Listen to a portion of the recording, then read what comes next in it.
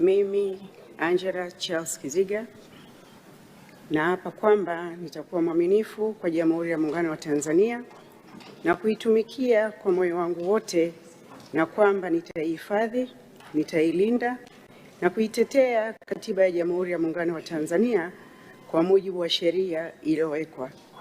Ewe Mwenyezi Mungu unisaidie.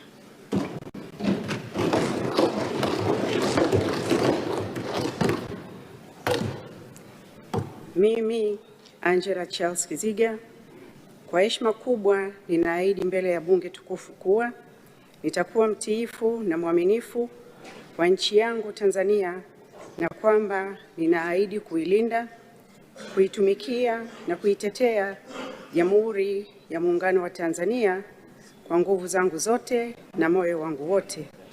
Ewe Mwenyezi Mungu